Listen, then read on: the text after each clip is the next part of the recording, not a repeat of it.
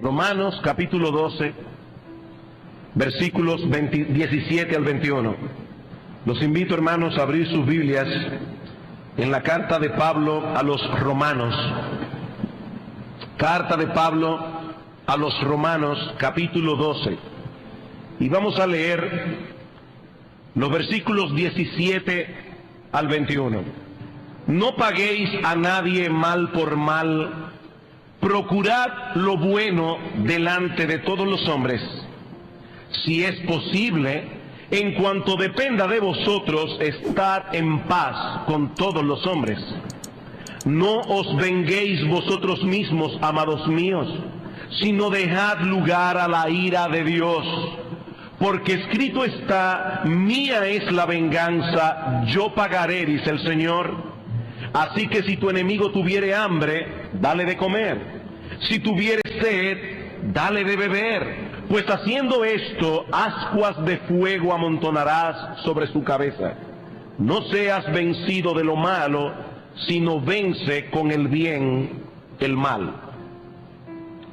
En este pasaje el apóstol Pablo está dando por sentado que muchas veces los creyentes seremos dañados y maltratados injustamente, y que en medio de tales situaciones seremos tentados a reaccionar con amargura y devolver mal por mal. Los cristianos no somos inmunes al sentimiento de amargura, de resentimiento, de impotencia que surge cuando una persona nos ha hecho mal y no recibe su merecido. Pero el mandato bíblico es claro y contundente: no paguéis mal por mal. Cristo manda en Mateo capítulo 5, versículo 44, amad a vuestros enemigos, bendecid a los que os maldicen, haced bien a los que os aborrecen y orad por los que os ultrajan y os persiguen. Ahora yo me pregunto, cuando el Señor Jesucristo pronunció estas palabras en el Sermón del Monte, ¿conocía Él el caso de aquella esposa cristiana que tiene que tratar con un marido incrédulo, indiferente, desconsiderado, necio, cruel, día tras día, mes tras mes, año tras año?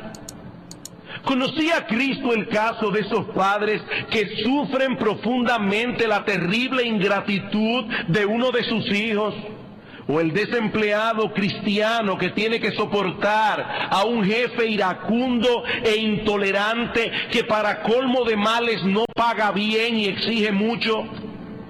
¿O ese otro caso del hermano que ha sufrido la injusticia de un impío que ha sobornado a un juez en contra suya y que ha sufrido una pérdida considerable de sus bienes?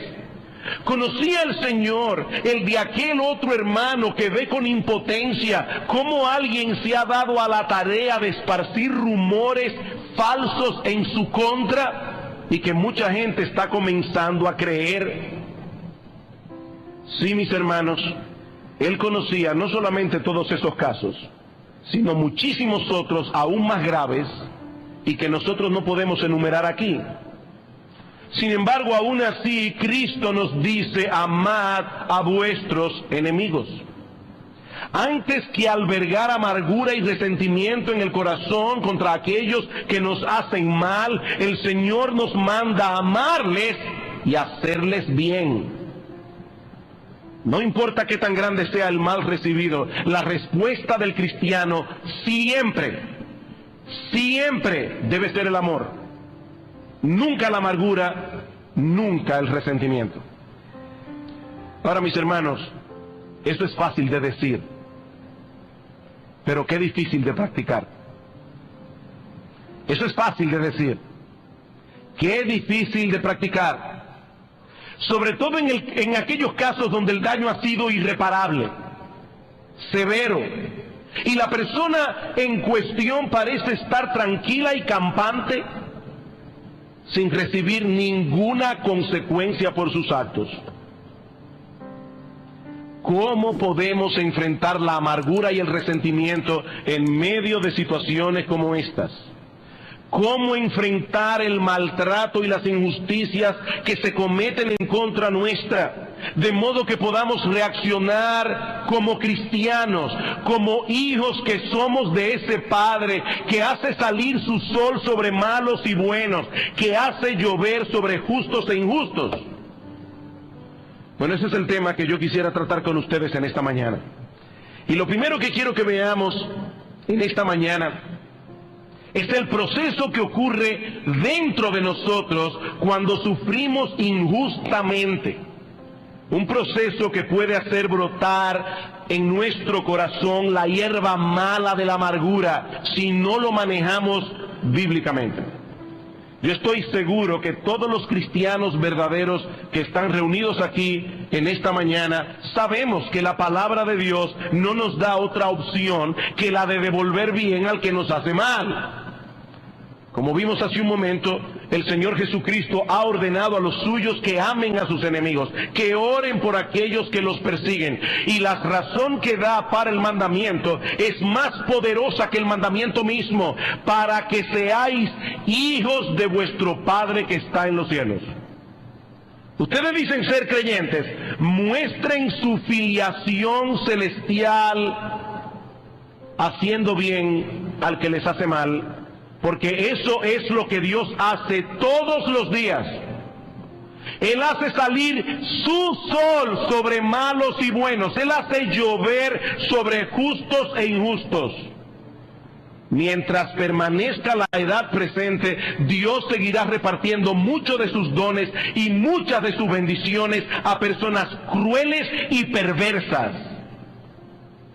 Hablando de los paganos que no conocen a Dios y que cometen toda clase de aberraciones y de inmoralidad, dice el apóstol Pablo en Hechos capítulo 14, versículo 17, dice que a esas personas Dios les ha dado testimonio de sí mismo. ¿Cómo? Haciendo bien, dándonos lluvias del cielo y tiempos fructíferos, llenando de sustento y de alegría nuestros corazones.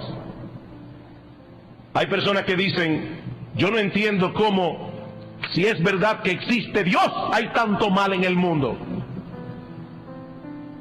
Pregunta errónea. Pregunta errónea. La pregunta que debemos hacer es, ¿cómo habiendo tanto pecado en el mundo? ¿Cómo habiendo tantos perversos en el mundo? ¿Cómo habiendo tantas personas que tienen un claro testimonio de la existencia de Dios, aún así lo niegan? Y Dios, como quiera, les da motivos para alegrarse en esta vida. Esa es la pregunta. Esa es la pregunta. Haciendo bien, dando lluvia del cielo, tiempos fructíferos, llenando de sustento y de alegría nuestros corazones. Eso hace Dios con personas que no lo conocen. Eso hace Dios por personas que aborrecen su nombre, que no le sirven, que no le aman, que no le obedecen, que no le adoran. Personas que son enemigas declaradas de Dios y aún así Él les hace bien. Y lo que nuestro Señor nos dice en el Sermón del Monte es que si somos hijos de Dios, debemos mostrar nuestra filiación imitando en eso a nuestro Padre Celestial. En Lucas capítulo 6, los versículos 35 al 36, que es el texto paralelo al de Mateo, que acabamos de citar, dice, amad pues a vuestros enemigos y haced bien y prestad, no esperando de ello nada, y será vuestro galardón grande, y seréis hijos del Altísimo, porque Él es benigno para con los ingratos y malos. ¿Ustedes saben cuántas personas reciben un montón de bendiciones todos los días de Dios y ni se les ocurre darle las gracias? Son ingratos y malos, y Dios les hace bien. Sed pues misericordiosos, dice el Señor, como también vuestro Padre es misericordioso. Ellos son ingratos, son malos, pero Dios comparte con ellos muchas de sus bendiciones. Él es benigno con personas que merecen recibir todo el peso de su ira, aún en este mismo instante. Y todavía Dios tiene tanta misericordia que los trae a una iglesia para escuchar su palabra, a personas que lo odian, y Dios les hace bien. Y mi hermano, si tú clamas ser hijo de ese Dios, tú no tienes otra opción. Tú debes imitarlo en eso. Ahora bien, el hecho de que seamos creyentes, como yo decía en la introducción, no elimina la realidad de que fuimos creados a la imagen de Dios. Y como tales, nosotros llevamos dentro de nosotros un fuerte sentido de justicia, porque Dios es justo. Un fuerte sentido de justicia que nos dice que el mal debe ser castigado y el bien debe ser recompensado proporcionalmente. La gente de Hollywood sabe eso. Y por eso pueden producir películas tan taquilleras, porque ellos saben que el espectador se va a identificar con la trama. Cuando un individuo sufre injustamente, y en lo más profundo de nuestro corazón nosotros sentimos que hay algo que debe suceder allí. El mal debe ser castigado, el bien debe ser recompensado, y debe ser proporcionalmente. Ahora, si a esto añadimos la realidad de que nosotros pertenecemos a una raza caída, a una raza de gente orgullosa, a una raza de personas centradas en sí mismas, que aunque hemos sido libertados de esa vana manera de vivir que heredamos de nuestros padres, ese egocentrismo que caracteriza nuestra vida sin Cristo ya fue eliminado, pero aún así, hermanos, tenemos que luchar con el pecado que todavía mora en nuestro corazón. Tenemos que luchar con la tendencia a ver lo nuestro como más importante que lo de todo el mundo. Nuestro problema es peor que el de todo el mundo. De manera que cuando somos nosotros o algunos de los nuestros las víctimas del mal que se ha infringido, ese sentido de justicia que hay en nosotros por ser creados a la imagen de Dios, pero que se mezcla también con el pecado remanente, tiende a levantarse con más violencia. Mis hermanos, esa es una realidad. En nosotros lo legítimo se mezcla muchas veces con nuestro pecado y el asunto se empeora, se potencializa. El punto es que por una razón u otra, cuando experimentamos el mal en contra de nosotros o en contra de los nuestros, sentimos la necesidad, y quiero subrayar esa palabra, nosotros sentimos la necesidad de que el crimen sea castigado, que sea castigado adecuadamente, conforme a la falta que se ha cometido. Hay un sentimiento en nosotros que nos dice que eso tiene que ser así. Y eso causa una tensión que nosotros debemos aprender a manejar como creyentes. En lo más profundo de nuestro ser moral, sentimos que ese mal que se ha hecho no debe ser ignorado. Pero al mismo tiempo sabemos que no somos nosotros los que estamos llamados a ejecutar la penalidad de la ley. Alguien lo puso de esta manera: nosotros sabemos que no tenemos derecho de completar el círculo moral. ¿Y qué es eso del círculo moral? Bueno, un mal ha sido hecho, el pecador es castigado debidamente, proporcionalmente, el círculo se cerró. Este caso quedó archivado, finiquitado. Nosotros nos sentimos tranquilos, el mal recibió lo que merecía. Pero cuando eso no es así, ese círculo se queda abierto. Hay algo que está pendiente, hay algo con lo que no se trabajó en una forma adecuada. Y lo que la Biblia dice es que nosotros no debemos tomar la justicia en nuestras manos y cerrar ese círculo. No somos nosotros los que fuimos llamados a hacer eso. Ahora, la pregunta que queremos hacer ahora es: ¿cómo lidiar con la indignación que eso produce? Cuando uno ve ese círculo abierto ahí, ¡qué indignación! ¡Qué indignación! ¿Cómo impedir en nuestro corazón que nos llenemos de resentimiento y de amargura? O lo que es todavía un poco más difícil, ¿cómo yo puedo amar a una persona que me ha hecho mal de tal manera que yo decida no vengarme, sino hacerle bien? Bueno, eso es lo que yo quiero responder en el tiempo que me queda. El remedio bíblico para la amargura y el resentimiento. ¿Cuál es el remedio bíblico? Bueno, lo primero que nosotros debemos hacer es recordar los que somos sin la gracia de Dios. Debemos recordar lo que somos sin la gracia de Dios. Mis amados hermanos, creyentes en Cristo que están aquí en esta mañana, aparte de la gracia salvadora de Dios, ¿qué somos nosotros?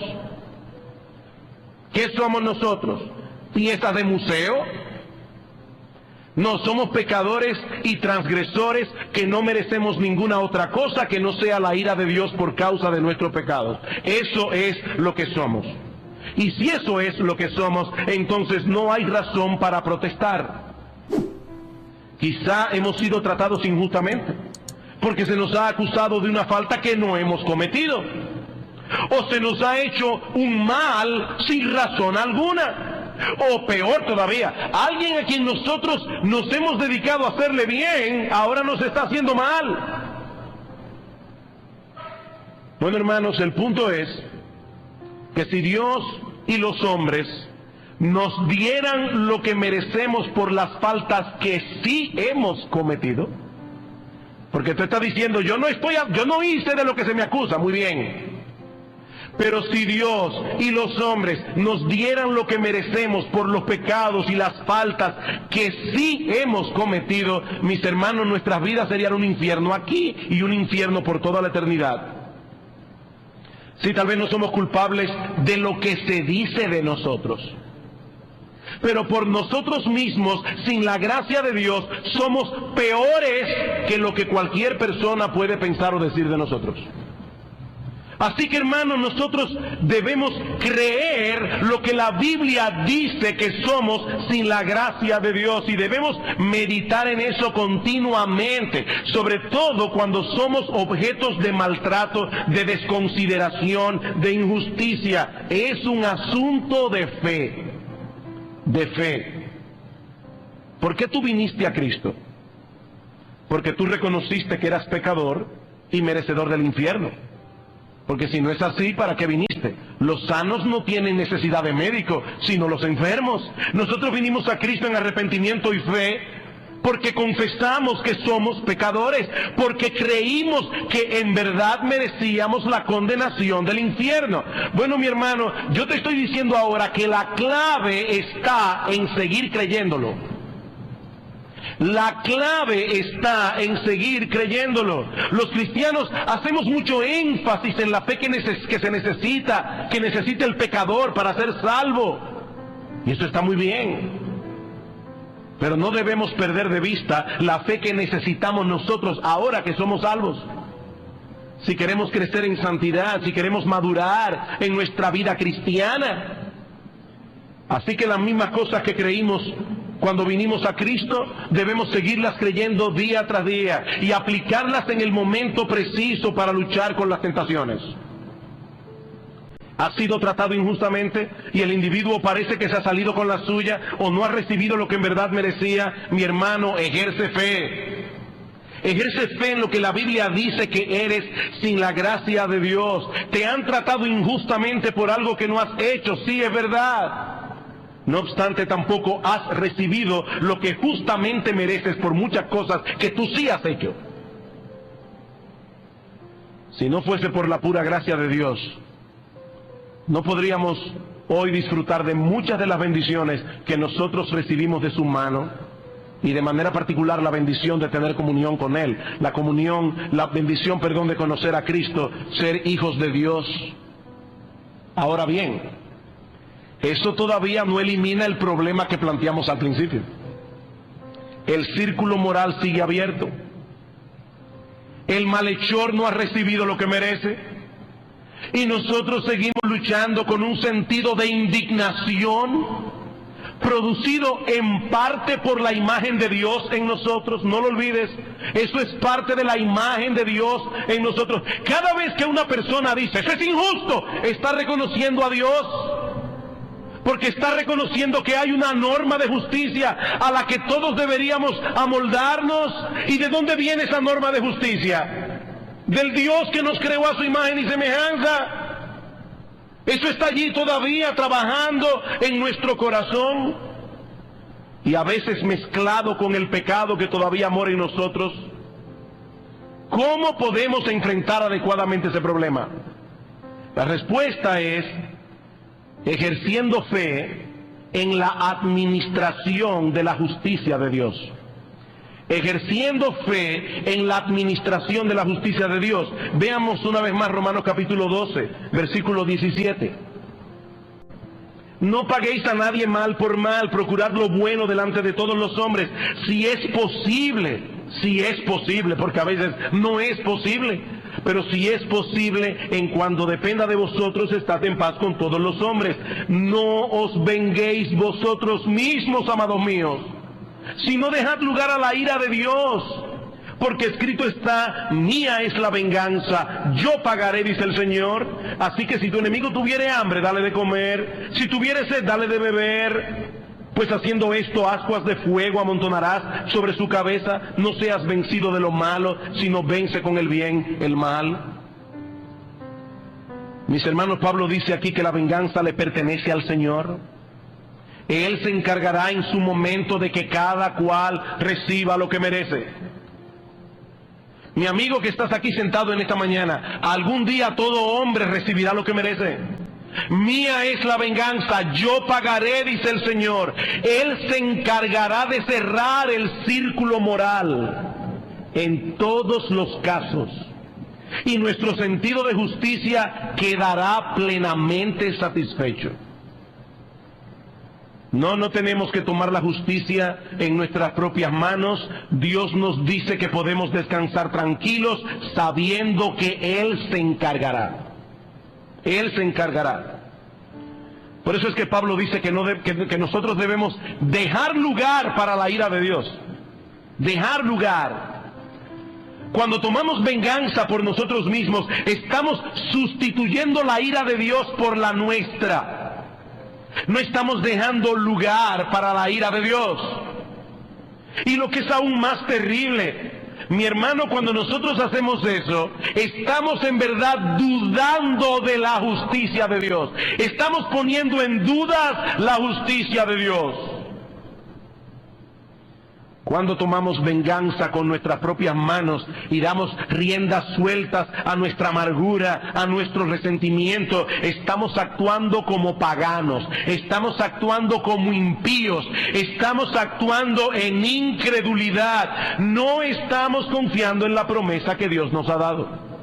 Sí, yo sé que te han tratado injustamente, dice Pablo, y yo sé que esta persona merece ser castigada por lo que ha hecho. Y yo sé que aún no ha recibido su merecido, pero no te corresponde a ti aplicar el castigo. Dios se encargará de ese caso como tú no puedes hacerlo.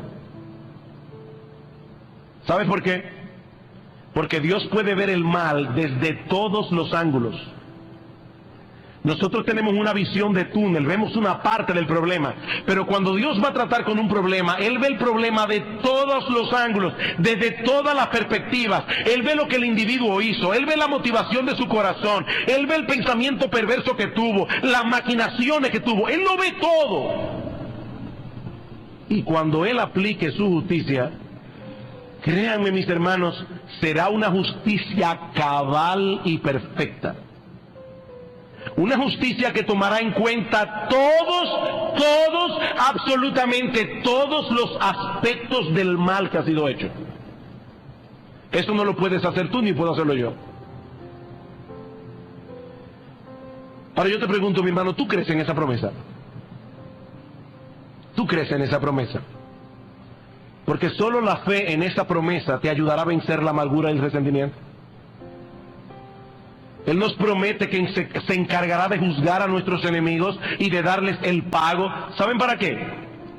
Para que nosotros podamos ahora tranquilamente dedicarnos a hacerle bien. Ese es el punto. Él te dice, mira, deja lugar para la ira mía. La parte que te toca a ti ahora, en este lado del cielo, es hacerle bien. Dedícate tranquilamente a hacerle bien, que yo me encargo del resto. La otra parte me toca a mí, no te toca a ti. Esa fue la forma como nuestro Señor Jesucristo lidió con este asunto. Y de paso, enseñándonos un ejemplo que nosotros debemos copiar. Él nos dejó ejemplo para que sigamos sus pisadas. Mis hermanos, en toda la historia humana, nadie nunca ha sido tratado tan injustamente en el mismo grado que nuestro Señor Jesucristo. Nadie. Él era sin pecado, Él nunca dañó a nadie, por el contrario se dedicó activamente a buscar el bien de otros, activamente, hasta el punto de dar su vida por personas que no lo merecían en absoluto. Nadie ha merecido nunca más honor que Jesús. Nadie. Y nadie ha sido ni será nunca más deshonrado que Él. Aún en esta misma hora. Es más, hay personas aquí sentadas que en este mismo momento están deshonrando a Jesucristo. Aquí, ahora mismo. Y Dios puede mandarles un rayo y fulminarlos ahora mismo. O detener su corazón. El corazón de cada uno de ustedes está en las manos de Dios. Es Él que decide si va a ser un tic más, o si va a ser tic, tic, tic y se paró y se acabó. Es Él que lo decide. Y aún así Dios los mantiene con vida. Y les da la oportunidad de seguir escuchando su bendita palabra para que sean salvos. Ese es nuestro Señor Jesucristo. Nuestro bendito Señor. Miren, hermanos, si alguien tenía derecho a sentirse amargado, desilusionado, deseoso de venganza, era Cristo. Pero ¿cómo enfrentó Él esta situación? Primera de Pedro capítulo 1, versículo 22. Luego de decirnos que Él nos dejó un ejemplo para que sigamos sus pisadas, dice: el cual no hizo pecado, ni se halló engaño en su boca, quien cuando le maldecían no respondía con maldición, cuando padecía no amenazaba, sino encomendaba la causa al que juzga justamente. Encomendaba la causa al que juzga justamente. Cristo sabía que en ese momento Él no debía vengarse de todos aquellos que le estaban haciendo mal. Y en cambio lo que hizo fue encomendar su causa en las manos de Dios. Él descansó tranquilo en la justicia de su Padre. Y precisamente porque Él descansó tranquilo en la justicia de su Padre, mientras lo abofeteaban, mientras lo golpeaban, mientras lo escupían, cuando lo coronaron de espinas, cuando lo golpeaban con una caña para que las espinas se le clavaran más profundamente en la cabeza, Cristo decía: Padre, perdónalos, ellos no saben lo que hacen. Perdónalos, oh Señor, ellos no saben lo que hacen. Y yo tengo la convicción de que muchos de esos que estaban allí maldiciendo a Jesucristo se convirtieron en el día de Pentecostés como producto de esa oración. Alguien estará aquí pensando: sí, pastor, pero eso fue Cristo. No, mi hermano, si tú eres creyente, Él espera de ti que lo imites en eso. Si tú eres creyente. Vamos a leer ahora los versículos anteriores. Versículo 19 de Primera de Pedro 2. Porque esto merece aprobación si alguno a causa de la conciencia delante de Dios sufre molestias padeciendo injustamente. Pues qué gloria es si pecando sois abofeteados y lo soportáis. Mas si haciendo lo bueno sufrís y lo soportáis, esto ciertamente es aprobado delante de Dios. Pues para esto fuisteis llamados, porque también Cristo padeció por nosotros, dejándonos ejemplo para que sigáis sus pisadas. Cristo conquistó la amargura, descansando en la justicia de Dios, encomendando su causa al que juzga justamente, y eso es exactamente lo que Él espera que tú hagas. Exactamente, ni más ni menos.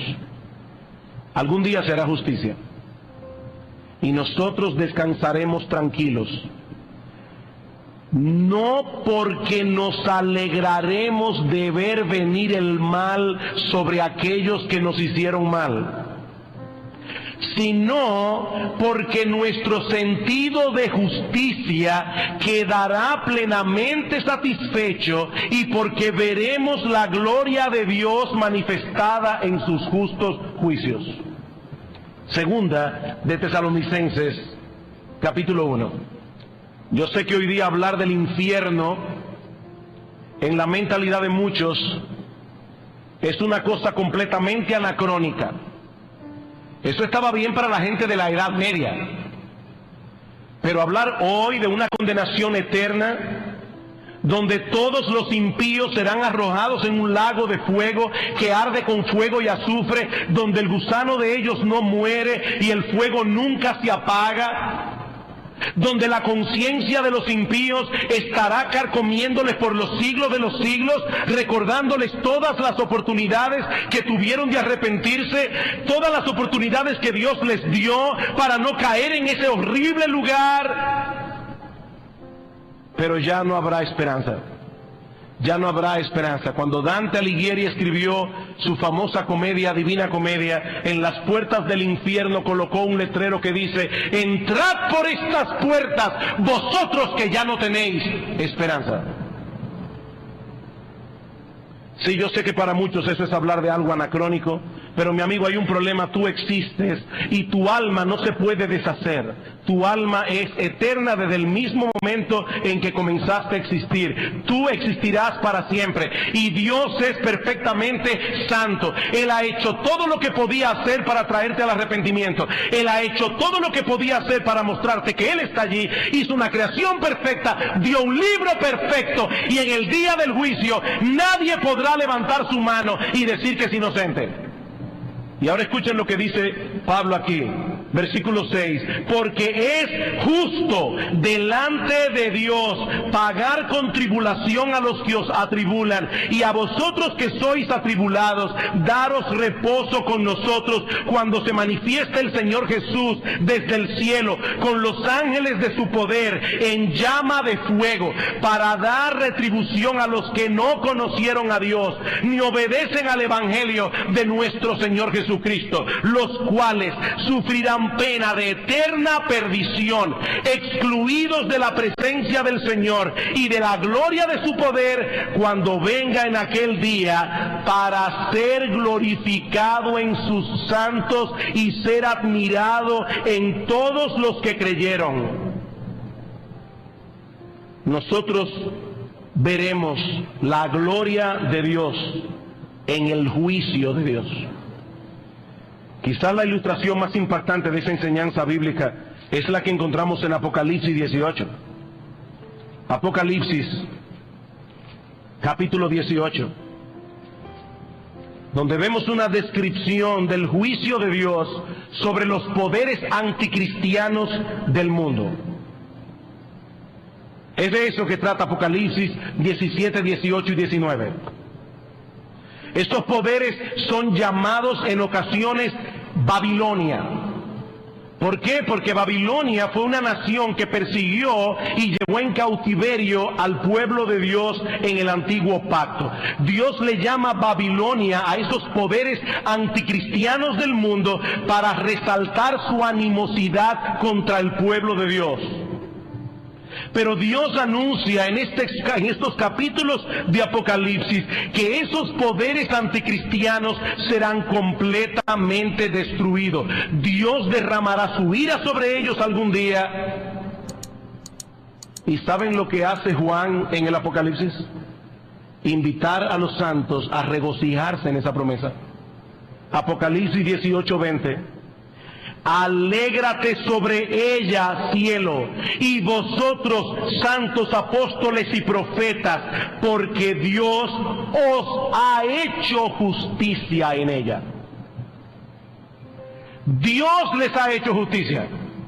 Sí, hoy día el mundo se burla de los cristianos, nosotros somos unos imbéciles. Pero hermanos, algún día las cosas funcionarán al derecho.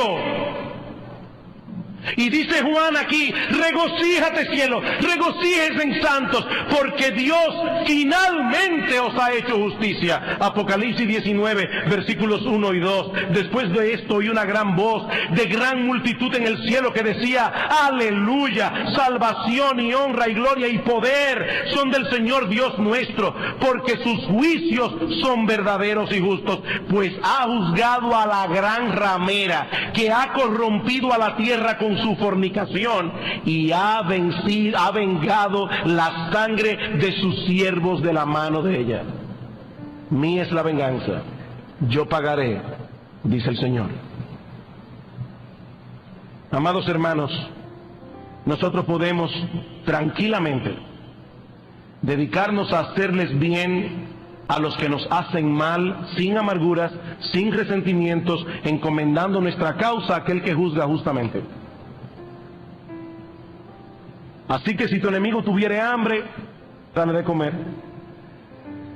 Y si tuviere sed, dale de beber.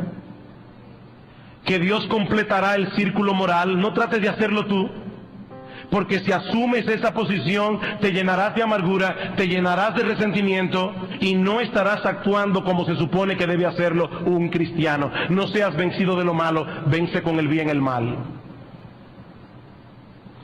Bueno, pastor, esa enseñanza está muy buena cuando es un impío el que me ha hecho daño. Pero ¿y cuando es un creyente?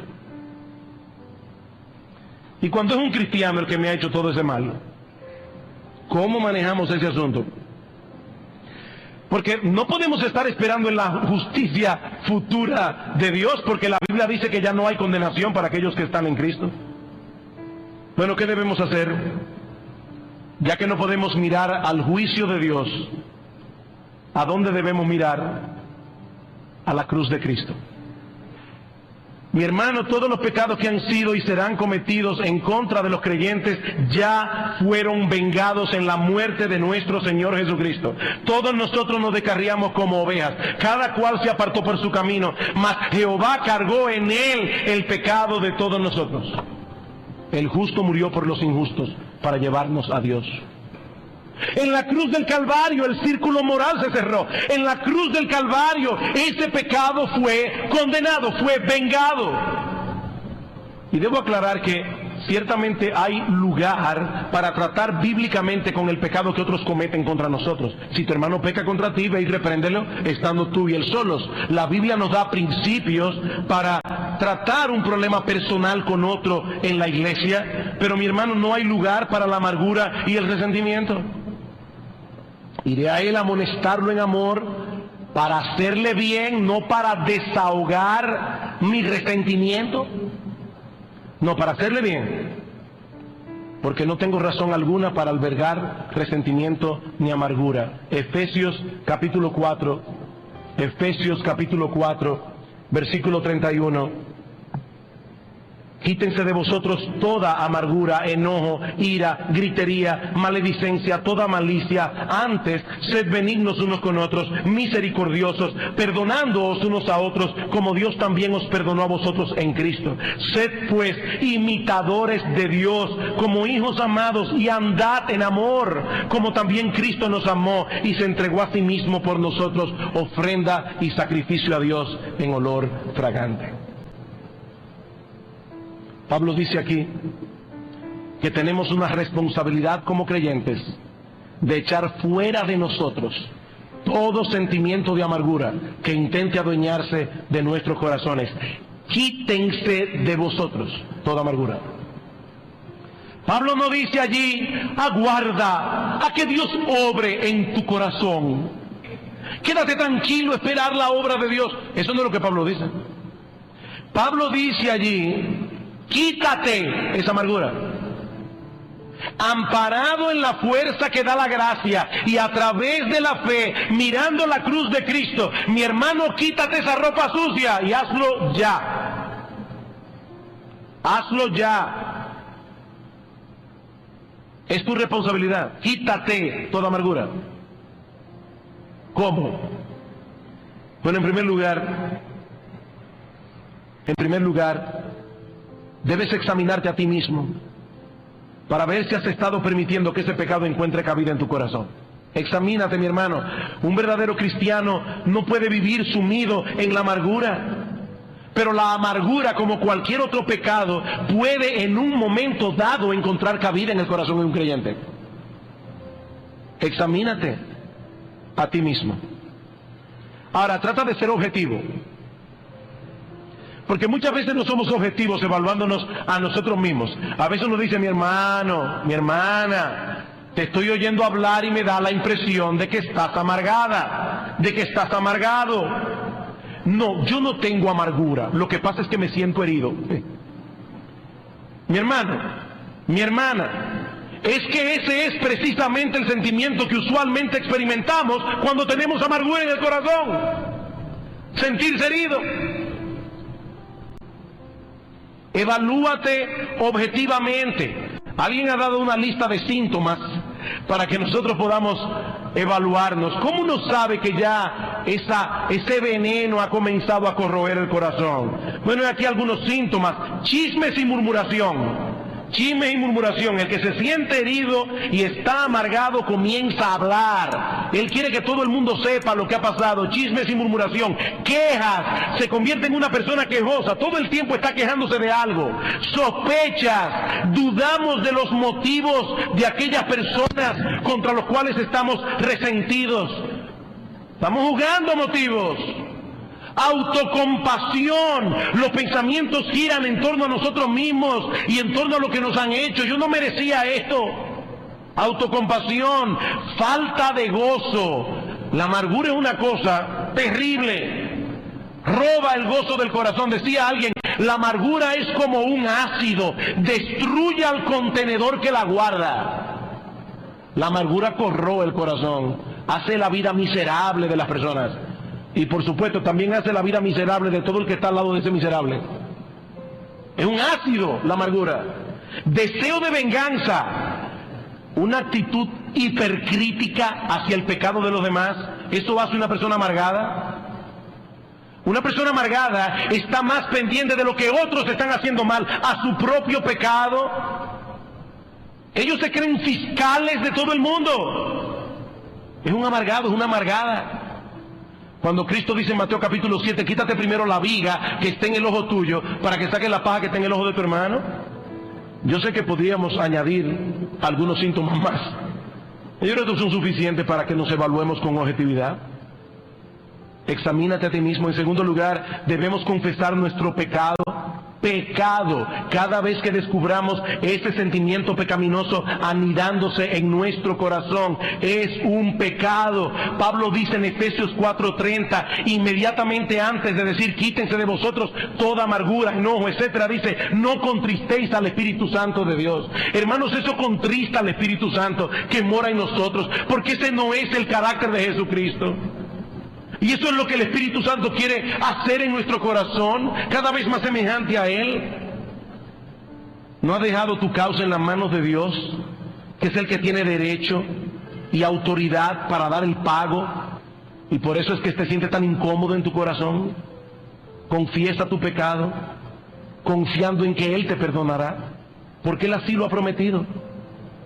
En tercer lugar, y esto sí que es difícil, debemos tomar la determinación de perdonar y hacerle bien al que nos ha hecho mal.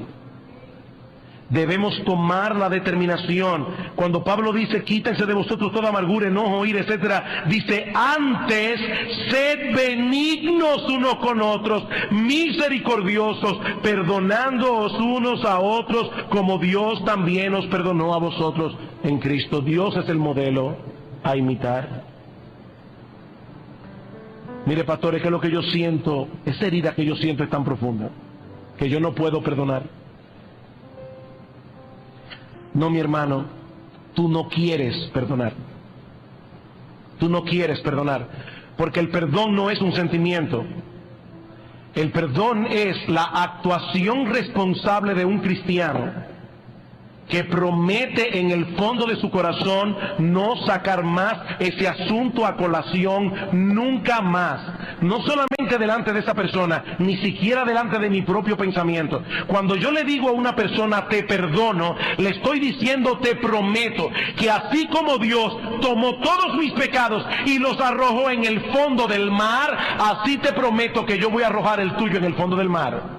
Y yo sé que Dios no padece de amnesia. Yo tampoco voy a padecer de amnesia. El diablo se encargará de traerme ese pensamiento una y otra vez. Pero aquel que ha dicho te perdono está luchando en su corazón para no pensar en eso nunca más. Eso es perdonar. Eso es perdonar. Y Dios es el modelo. Yo pequé contra Dios y Dios no solo me perdonó, sino que me hace mucho bien.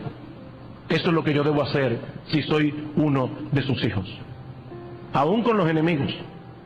¿Recuerdan cuando Pablo dice, dadle de comer, dale de beber, porque haciendo esto ascuas de fuego amontonarás sobre su cabeza? ¿Qué es lo que Pablo está diciendo allí?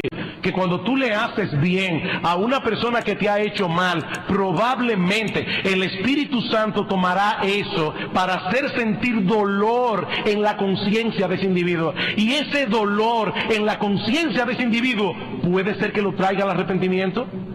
O sea que aún eso es para el bien del otro. No es de que le voy a hacer bien para que se sienta mal. No, ese no es el corazón, es le voy a hacer bien para que su conciencia sea herida y le voy a orar a Dios para que ese dolor sea para arrepentimiento.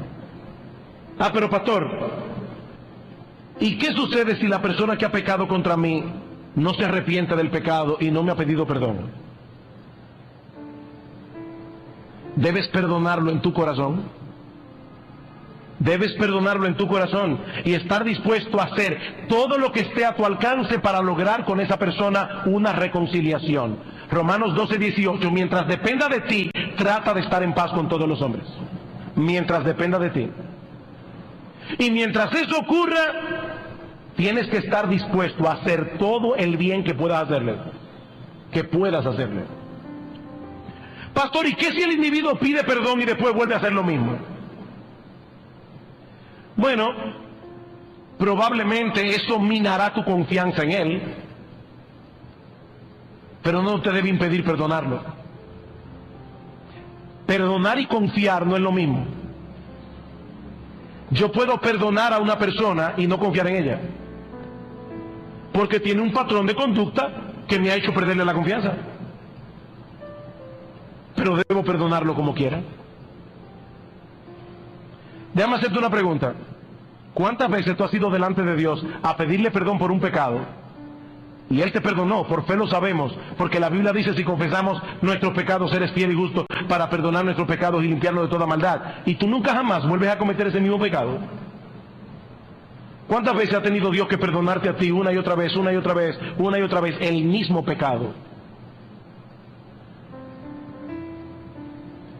Y aquellos que están aquí sin Cristo, permítame decirles algo con toda seriedad, con toda seriedad. Mi amigo, Dios ha establecido un día en el que le dará el pago a cada uno y le dará el pago que merece. Y mi pregunta es, ¿cuál será tu destino en ese día? ¿Cuál será tu destino? Porque todos los creyentes estaremos allí confiados, porque sabemos que Cristo pagó por todos y cada uno de nuestros pecados. Toda la ira que nosotros merecíamos, Dios el Padre, por amor a nosotros, la arrojó sobre su Hijo Jesucristo. Pero mi amigo, ¿qué de ti? ¿Qué de ti? ¿Recibirás el pago en persona por haber rechazado hasta el último día de tu vida el perdón de los pecados y el don de la vida eterna en Jesucristo? Mi amigo, no juegues con tu alma, porque un segundo después de tu muerte, un segundo después, te vas a dar cuenta de que todo esto era verdad. Y ya no tendrás la menor oportunidad de arrepentirte. Un segundo después de tu muerte, hay un momento en que los hombres pasan el umbral del tiempo a la eternidad.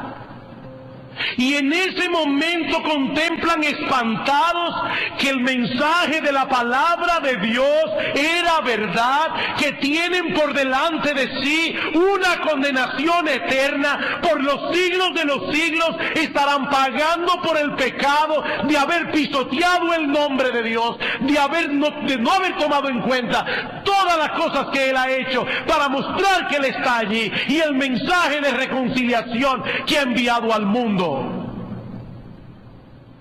En ese instante sabrás que ya no hay vuelta atrás. En ese instante.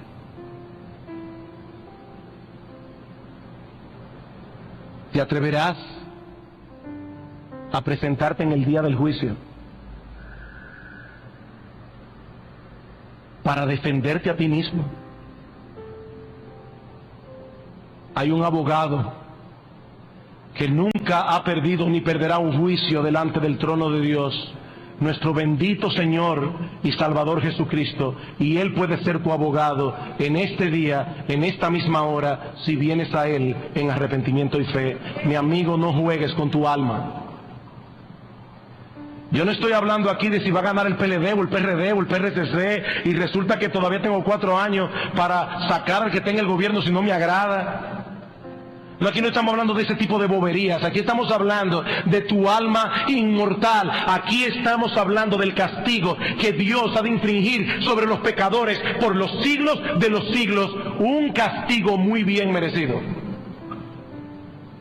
Porque Dios en su amor envió a su propio Hijo a morir en una cruz para que todo aquel que en Él cree no se pierda, mas tenga vida eterna. ¿Qué castigo tú crees que merecerá a aquellos que pisotearen al Hijo de Dios? Pero mi amigo, hay esperanza todavía para ti, porque tu corazón sigue latiendo. Y Dios en su bondad y en su misericordia te ha traído a este lugar a escuchar una vez más el mensaje del Evangelio. No menosprecies la misericordia de Dios. No menosprecies la misericordia de Dios.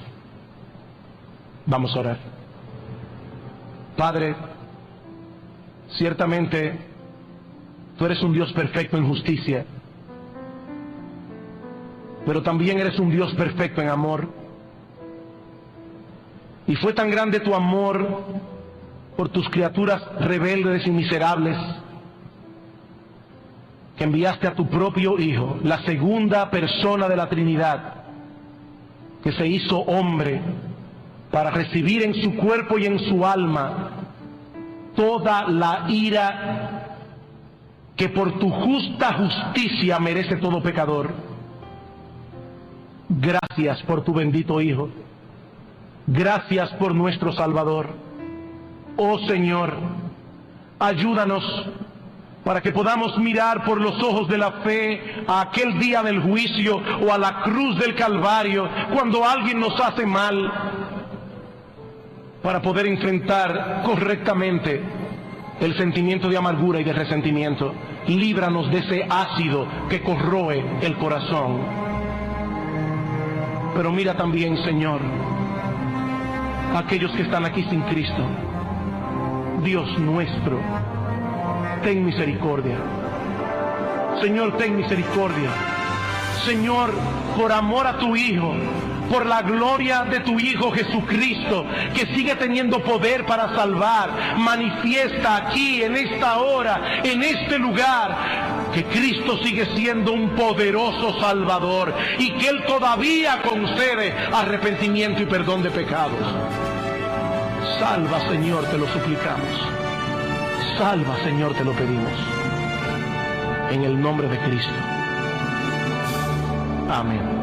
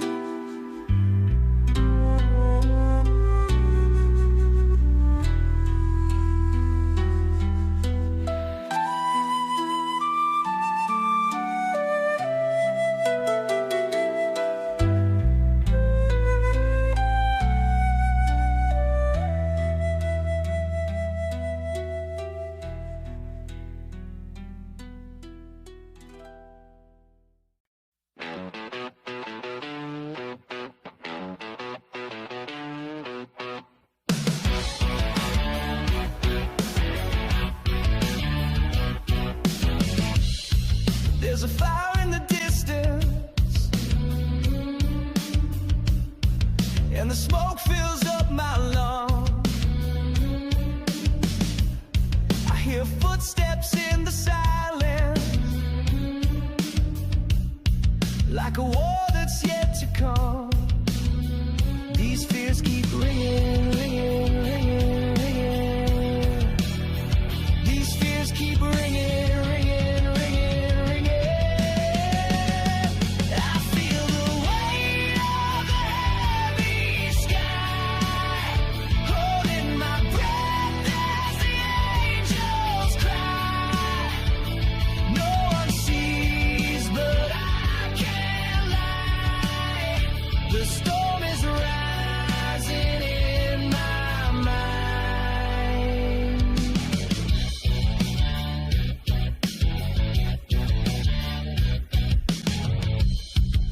I taste the ash on my tongue, like a truth I can't outrun.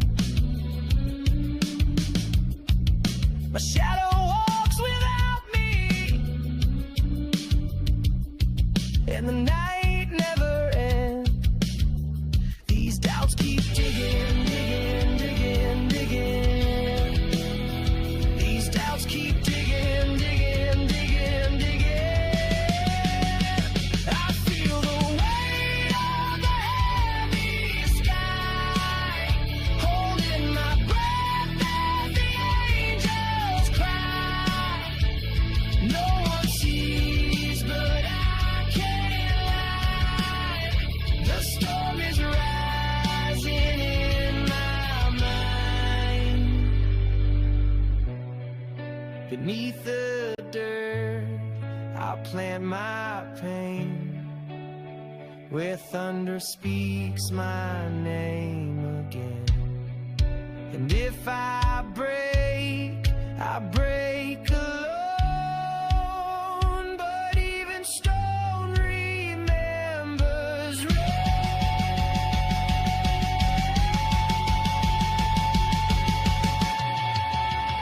These fears keep ringing, ringing, ringing, ringing. These fears keep ringing,